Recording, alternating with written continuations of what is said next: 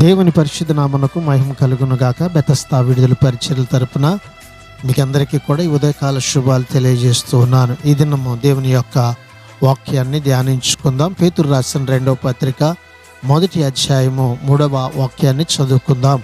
మన ప్రభు అయిన యేసుక్రీస్తుని గూర్చినట్టియునైనా అనుభవ జ్ఞానము వలన మీకు కృపయు సమాధానమును కలుగును గాక.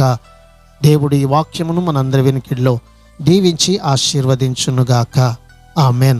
దేవుడు మంచివాడు, ఆయన గుణాలు పొగడదగినవి. ఆయన దేవుడు గనుక ఆయనకు దివ్య బల ప్రభావాలు ఉన్నాయి.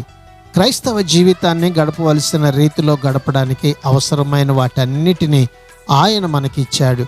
జ్ఞానం, ప్రభావం, పవిత్రత, బలం అన్నిటికీ ఆయనే మూలాధారం. విశ్వాసులు అందరిలోనూ ఆయన ఉన్నాడు. ఆయన తన కార్యాన్ని జరిగిస్తూ ఉన్నాడు. ప్రార్థన. మహాగణుడా, మహోన్నతుడా, జీవాధిపతి, మా మంచి యేసయ్య, నీ మహాకృపను బట్టి ప్రేమించి మరొక నూతన దినాన్ని మాకిచ్చినందుకు నీకు వందనాలు, స్తోత్రాలు చెల్లిస్తూ నిన్ను గూర్చినటువంటి అనుభవ జ్ఞానముతో నీలో ఎదిగే కృప ఇదిగో తండ్రి, ఈ దినమును మాకు అందరికీ కూడా దయచేయమని యేసు పరిశుద్ధ నామమును బట్టి ప్రార్థించి అడిగి వేడుకుంటున్నాము తండ్రి. ఆమెన్.